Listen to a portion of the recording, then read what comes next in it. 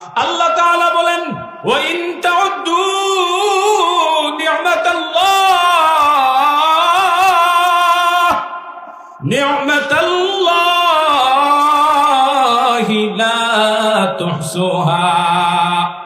আল্লাহ বলেন এরা আমার গোলাম, আমার নিয়ামত যদি তুমি গণনা করতে চাও, গণনা করতে করতে করতে করতে গণনাকারী শেষ হয়ে যাবে, তারপরেও আমার নিয়ামত গণনা শেষ হবে না। ঠিক কিনা? আল্লাহ তাআলা ভিন্ন আয়াতে বলেন ওয়ালাউ আন্নামা ফিল আরদি মিন শাজারাতিন আকলামু ওয়াল বাহরু ইয়ামুদ্দুহু মিন বা'দিহি সাবআতু আবহুরিম মা নাফিদাত سبعة أبحر ما نفدت كلمات الله।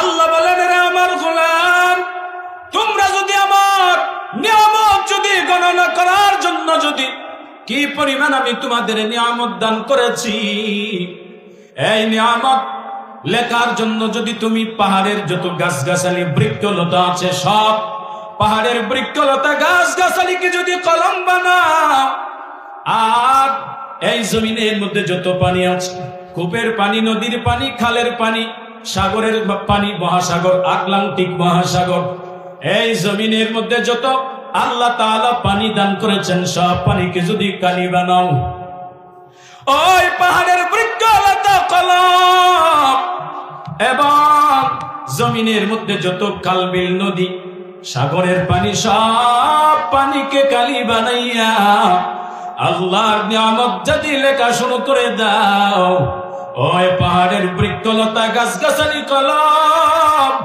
এবং সাগরের পানি, মহাসাগর, আটলান্টিক মহাসাগর, কূপের পানি, নদীর পানি, বিলের পানি সব কালি শেষ হয়ে যাবে রে, তারপরেও আল্লাহ তাআলার নিয়ামত লেখা শেষ হবে না। ঠিক কিনা? কি নিয়ামত দান করেছেন। এই মাদ্রাসাটা আপনাদের জন্য বড় নিয়ামত, ঠিক নি? আজ যে দুইজন ছেলে কোরআনে হাফেজ, কোরআনের হাফেজ হয়ে গেল, এর নবীর উম্মত, মুখস্থ বিদ্যা একজন আর একজনকে সহযোগিতার মাধ্যমে কোনোদিন হয় না। এইটা কষ্ট করে নিজেকে নিজে, মা বাবা, উস্তাদ, বড় এবং ছোট সকলের দোয়া নিয়ে এই মুখস্থ বিদ্যা দিলের ভিতরে ঢুকাইতে হয়। ঠিক কিনা? নাকি অন্য কেউ কাজ করলে কাজ হয়ে যায়? আমার পড়াটা অন্য কেউ মুখস্থ করলে মুখস্থ হয়ে যাবে নাকি? রাস্তা বানবেন, এক কন্ট্রাক্টর যদি কাজ করতে না পারে, যদি দিনে হয় অন্য কন্ট্রাক্টর তাকে কাজ করার সহযোগিতা করতে পারে। ঠিক কিনা? মাটি কাটতেছেন 3 জন 5 জন 10 জন, সময় বলে 10 দিনের ভিতরে করতে হবে, কিন্তু আপনারা পারতেছেন না 10 জন মানুষ 10 দিনে ওই কাজটা পোষাইয়া দিতে, কিন্তু আপনি অন্যকে যদি সহযোগিতা করেন, ওই 10 দিনের কাজ অন্য মানুষ আসি আপনাকে সহযোগিতার মাধ্যমে 2 দিনে করা হয়। ঠিক কিনা? এই মুখস্থ বিদ্যা হাফেজে কোরআন, তার মা বাবা যদি তার জন্য মুখস্থ করে, মুখস্থ হবে নি? বলেন হবে? ভাই ভাইয়ের জন্য যদি মুখস্থ করে হবে নি? হ্যাঁ, হবে না। যদি ভাইয়ের কাজ বাজে ভাই করে কাজ হবে নি? বড় ভাইয়ের কাজ ছোট ভাই যদি করে দেয় হবে নি? বলেন না কেন হবে? সন্তানের কাজ বাবা যদি করে হবে নি? হবে? হবে না কেন?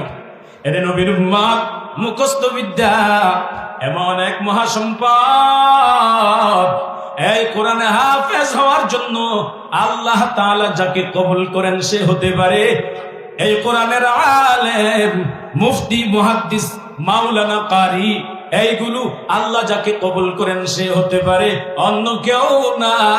মাকবুলিয়ত আল্লাহর কাছে যিনি হয়ে যায় সে ছাড়া অন্য কেউ না। ঠিক? এরে নবীর উম্মত, এই হাফেজে কোরআন আপনাদের জন্য বড় মহা নিয়ামত, আপনাদের জন্য মহা বড় সম্পদ। এলাকার মধ্যে আসিয়া বলে বলে ভাই আমি তো কারোর সাথে বিয়াদবি করি নাই, আমার একটা বিয়াদবির মনে আছে। কি বিয়াদবি?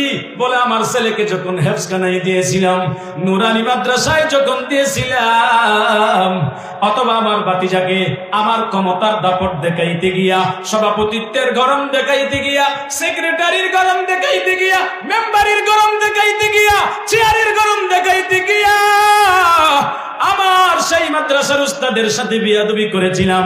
এই জবান দিয়া তাকে দুইটি শব্দ বিয়াদবি করেছিলাম, খারাপ শব্দ দিয়া আমি কথা বলেছিলাম। এই খারাপ শব্দ ছাড়া আমার এই জমিনে কোন মুরব্বীদের সাথে আমি বিয়াদবি করি নাই। হয়তো আল্লাহ তাআলা এই বিয়াদবিটার কারণে আমার কোনো কাজে বরকত নাই, ঠিক কিনা? এর নবীর উম্মত অনেক নজির, অনেক নজির, অনেক নজির, অনেক নজির, উদাহরণ অনেক। উস্তাদের বেলায় ছাত্রদের জন্য, মা বাবার জন্য, আপনার ছেলের উস্তাদ হলো আপনার জন্য আগুন, আগুন জ্বলতেছে।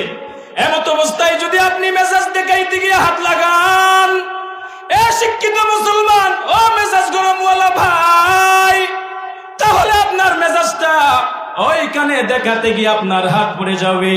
আপনার হাত পুড়ে গেলে আপনি তো এই জমিনের মধ্যে চলাফেরা করতে আপনি কষ্ট পাবেন।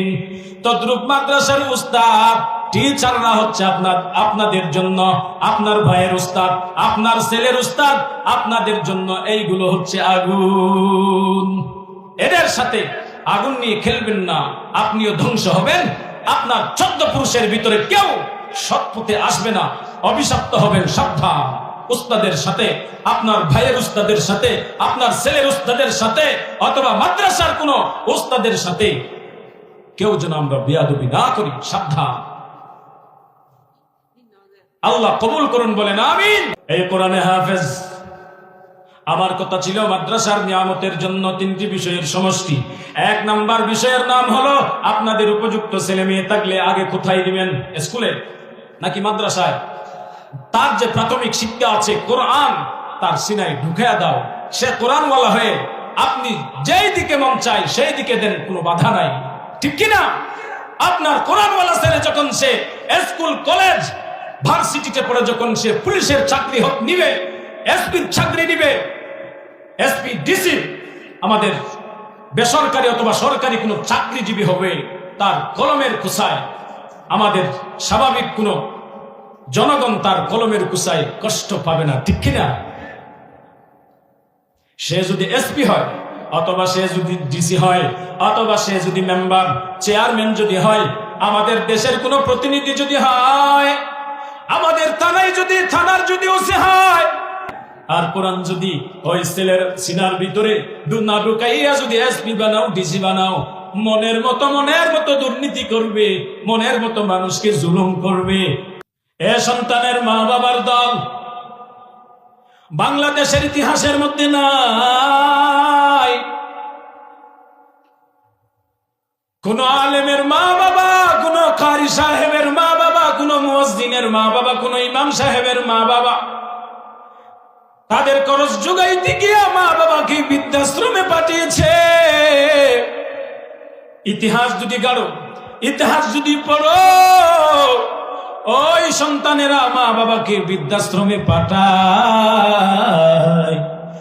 যেই মা বাবা সন্তানকে টাকার মালিক বানানোর জন্য, গাড়ির মালিক বানানোর জন্য, সম্পদের মালিক বানানোর জন্য, 1 লক্ষ টাকার বেতনের চাকরি নেওয়ার জন্য যেই মা বাবা তাদেরকে প্রাইভেট পড়াইয়া কোরআনকে ঘৃণা করে, আল্লাহর কালামের শিক্ষাকে ঘৃণা করে, কোনদিন কোরআন পড়াই নাই, কোরআন পড়ানোর জন্য সময়ও পাই নাই, টাকাও পাই নাই, বাংলা, ভূগোল, ইংরেজি, অঙ্ক এইগুলো পড়ানোর জন্য ছেলের জন্য টাকাও পেয়েছিল, মাস্টারও পেয়েছিল, এবং সবকিছু পেয়েছে। সেই সন্তান আজ বড় হওয়ার পর উঁচু শিক্ষিত, সেই মাসে 1 লক্ষ টাকার বেতন পায়, সে বড় গাড়ি বাড়ির মালিক, বড় 5 তলা বিল্ডিং এর মালিক। সেই সন্তানের মা বাবার 5 তলা বিল্ডিং এর মধ্যে সেই মা বাবা যখন বুড়া হয়ে গেছে, সেই 5 তলা বিল্ডিং এর মধ্যে বাবা আমার জায়গা হয় নাই, তাদেরকে বৃদ্ধাশ্রমে পাঠিয়েছে, আছে না নাই? এই ফেসবুকের খবর, এক বৃদ্ধ বাবাজি চোখের পানি ফেলাইয়া বলে, আমার সন্তানকে টাকার মালিক বানানোর জন্য, সমাজের মধ্যে প্রতিষ্ঠিত করানোর জন্য, সব সমাজের সব মানুষেরা আমার সন্তানকে সম্মান করার জন্য, আমার সন্তান যখন ছোট ছিল এই সন্তানকে বড় লোক বানানোর জন্য, বড় শিক্ষিত বানানোর জন্য আমার ছেলেকে সব সময় প্রাইভেট পড়াইয়া বাংলা, ইংরেজি, অঙ্ক, ভূগোল, কম্পিউটার আমি তাকে সব সময় শিক্ষা দিয়েছিলাম। আমার যে খারাপ আমল যে হয়েছিল, আমার যে কপাল যে খারাপ হয়েছিল, এই ছেলেকে আমি কোরআনের শিক্ষা থেকে বঞ্চিত করে জেনারেল শিক্ষায় শিক্ষিত বানাইয়া আজ সন্তান বড় লোক হয়ে গেছে, টাকার মালিক হয়ে গেছে, গাড়ির মালিক হয়ে গেছে, বাড়ির মালিক হয়ে গেছে, কিন্তু তার গাড়ি বাড়ি সম্পদের অভাব নাই। এত গাড়ি বাড়ি সম্পদ থাকার পরেও